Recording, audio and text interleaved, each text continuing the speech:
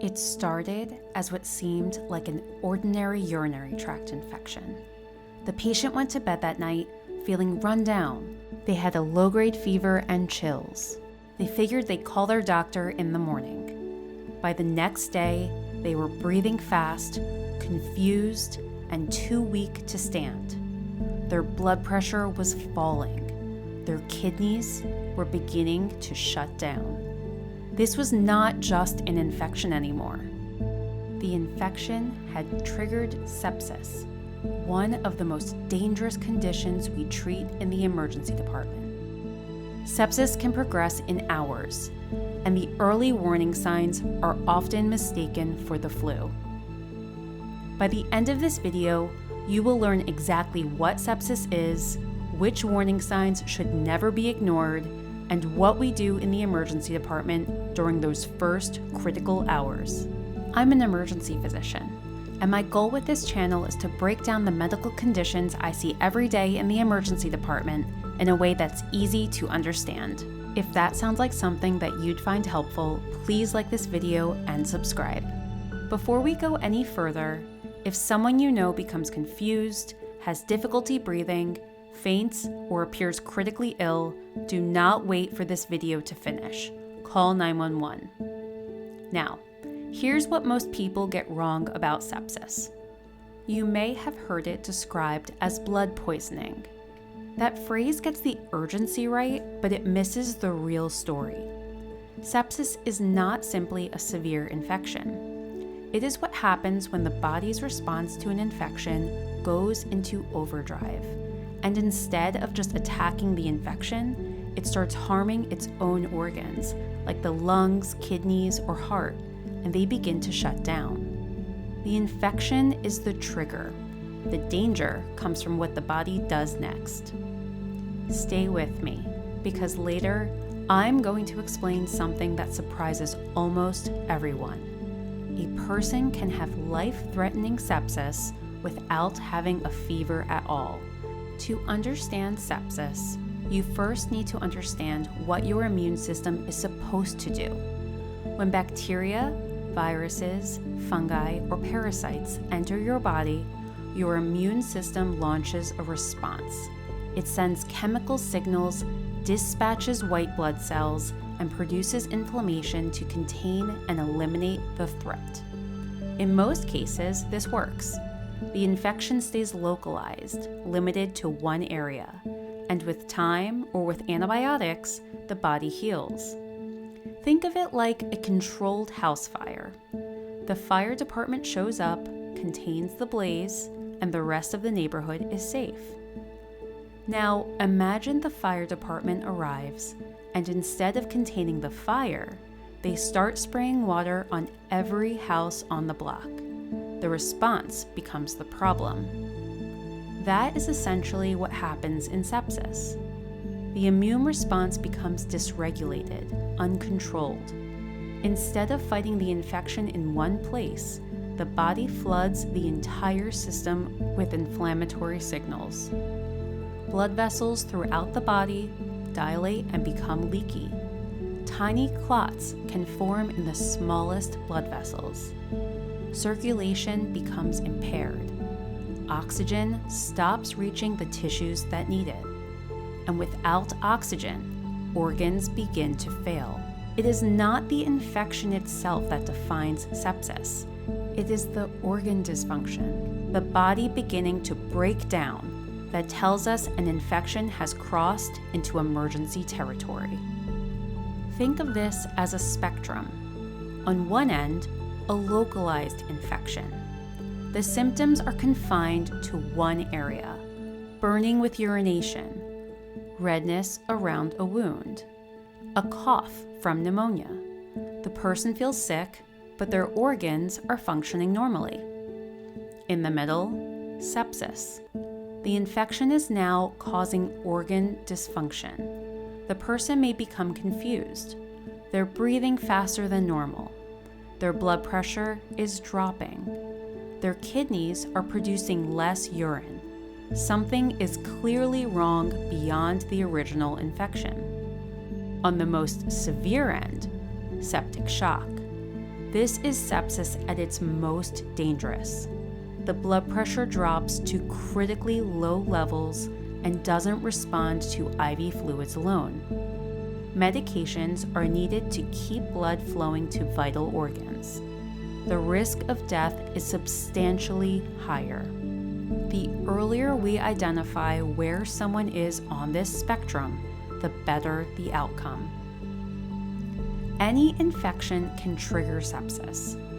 The most common sources we see include pneumonia, a lung infection, urinary tract or kidney infections, especially in older adults, abdominal infections like appendicitis, a perforated bowel, infected gallbladder or bile ducts, skin or soft tissue infections, cellulitis, infected wounds, meningitis, which is an infection around the brain, or infections from IV lines, urinary catheters, or other medical devices. The source is important, not just to diagnose the infection, but because finding and controlling that source is a critical part of treatment. More on that in a moment. While anyone with an infection can develop sepsis, certain groups are at significantly higher risk. Adults over 65, infants and young children, people with weakened immune systems from HIV, cancer, or organ transplant medications, anyone currently receiving chemotherapy, people with chronic conditions like diabetes, kidney disease, or lung disease, pregnant or recently postpartum patients, anyone recently hospitalized or recovering from surgery, and people with invasive devices like urinary catheters, central lines, or dialysis catheters. Here is one of the most clinically important points I want you to take away from this video.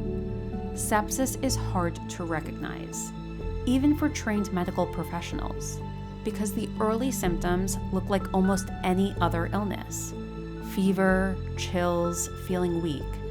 These are the same symptoms you'd have with a bad flu, a kidney infection, or even a bad cold.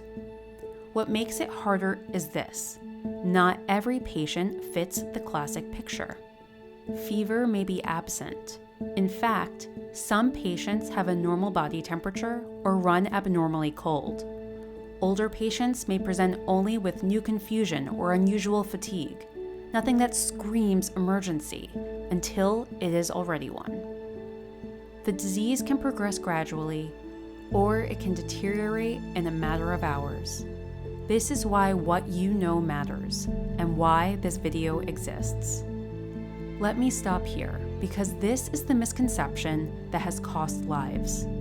Most people, and honestly, even some healthcare providers, assume that if someone doesn't have a high fever, they probably don't have a serious infection. And if there is no serious infection, there can't be sepsis. That assumption is wrong. Some patients with sepsis have a completely normal temperature.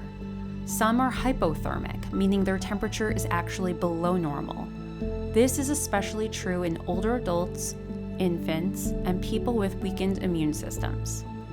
So what should you actually watch for if someone you know has an infection or if you have one yourself? There are two layers of concern.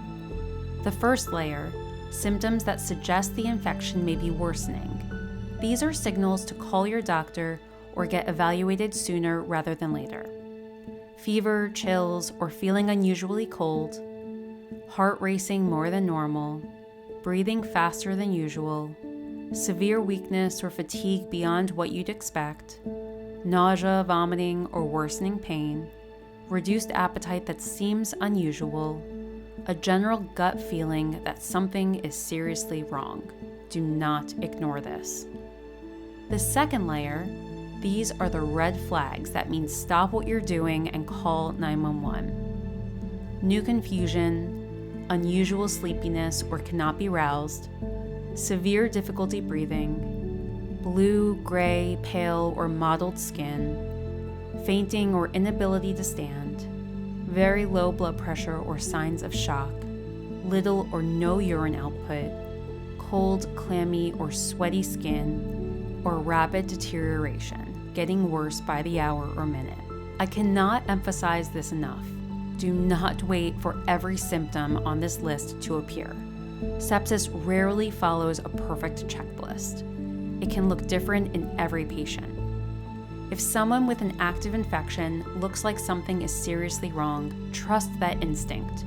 Advocate for yourself or for them. You will not be overreacting.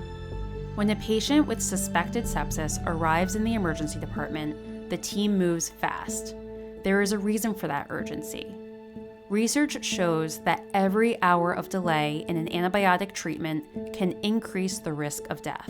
Time is genuinely a factor here. When bacterial sepsis is suspected, especially with shock or a high likelihood of serious infection, we give broad-spectrum antibiotics quickly. We don't wait for cultures to come back. We treat first and narrow the antibiotics later when we know more. Fluids help restore circulating volume when dehydration or leaky blood vessels are causing the blood pressure to fall. If the blood pressure remains dangerously low despite IV fluids, we turn to vasopressors. These are medications given through an IV that cause blood vessels to tighten, pushing blood pressure back up and improving circulation to vital organs. Supplemental oxygen is started early. Some patients progress to requiring high-flow oxygen delivered through a specialized mask. In the most severe cases, a patient may need a ventilator, a breathing machine, to support their lungs. Here is something that is absolutely critical and often underappreciated. Antibiotics alone cannot fix the problem if infected material remains inside the body. An abscess needs to be drained. An infected gallbladder may need surgery. A perforated bowel needs to be repaired. An infected IV line or urinary catheter needs to be removed. No amount of IV antibiotics will eliminate an infection that is walled off or still spreading from its source. Finding and controlling that source is not optional, it's essential. Recovery from sepsis can be a long road.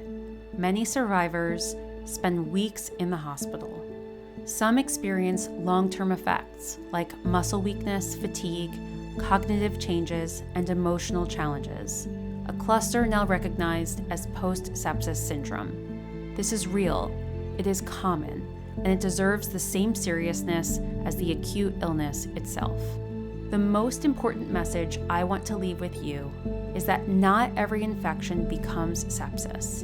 Most don't.